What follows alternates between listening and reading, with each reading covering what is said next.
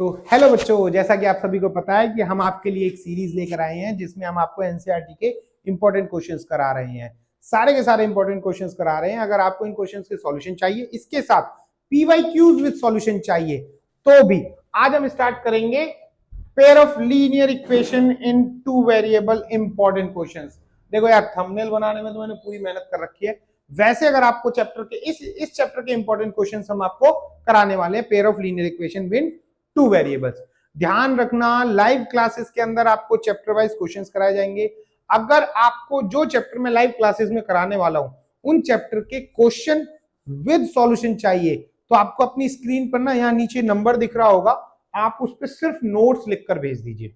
आप उस पर नोट्स लिखकर भेजेंगे, हम आपको उसकी पूरी पीडीएफ दे देंगे जिसमें आपको पूरे के पूरे 14 चैप्टर्स के या फिर एक एक करके चैप्टर वाइज सभी की आपके पास पीडीएफ आ जाएगी। आपके एग्जाम की 13 तारीख तक, लास्ट 14 तारीख तक आपको पीवाईक्यूज चाहिए। चलो स्टार्ट करते हैं चैप्टर नंबर 3 का 3.1 एक्सरसाइज।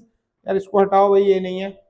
3.1 से आगे चलो। हाँ बस 3.1 पे यहाँ रुको, यहाँ ठीक है। क्वेश्चन नंबर सेकंड में देखो, फर्स्ट में तो ये 5 पेंसिल वाला आ जाता है, कई बार नहीं भी आता है, टिक लगा लो इसको भी, कोई बुरी बात नहीं है।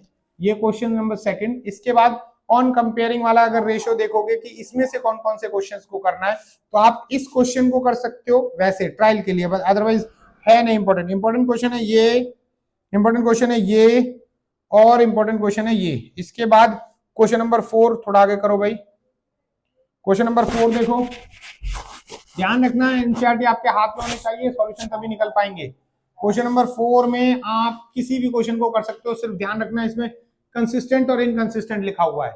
और क्वेश्चंस में क्या होता है, पैरेलल है, कोइंसिडेंट है, इस तरीके से लिखा होगा। लेकिन क्वेश्चन नंबर 4 में कंसिस्टेंट, और आपके बोर्ड में जो पेपर आएगा उसमें क्वेश्चन जो है कंसिस्टेंट और इनकंसिस्टेंट के बेस पर ही आएगा।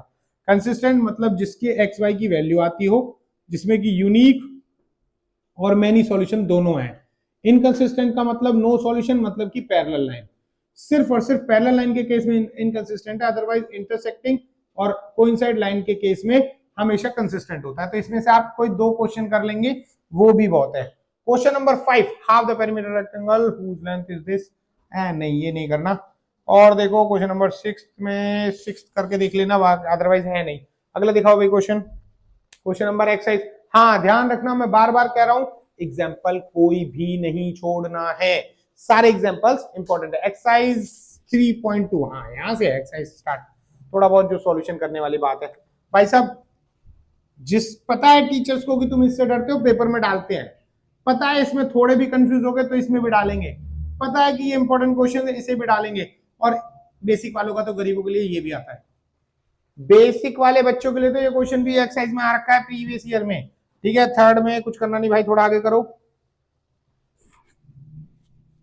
हाँ जी, थर्ड देख लो, इसको नहीं छोड़ना है, टैक्सी।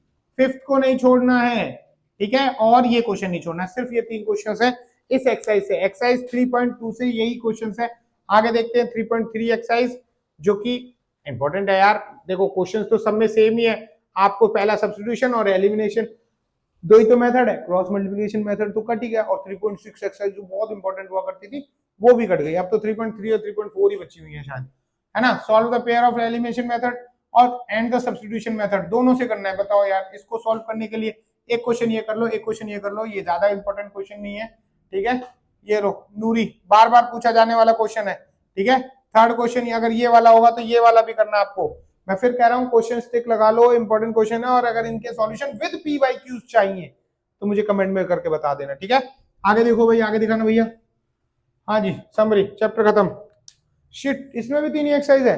अब समझो तुम एनसीईआरटी के अंदर कितने कम क्वेश्चन है, और वही इंपॉर्टेंट है। तुम्हें दुनिया भर के क्वेश्चन कराए जा रहे हैं जो आपके लिए जरूरी नहीं है। आपके लिए जरूरी है जो आपके एग्जाम में आने वाले हैं। एग्जाम लीकर का मतलब ये नहीं होता है कि फालतू के क्वेश्चन करा लेना। एग्जाम लीकर का मतलब होता है कि सिर्फ वही क्वेश्चन कराना जो क्वेश्चन आने वाले हैं। अब मैं इनके सॉल्यूशन भी आपको करा सकता हूं, अगर आप मुझे कमेंट में बताएंगे तो मैं इन सभी के सॉल्यूशन भी आपको कराऊंगा। Thank you so much.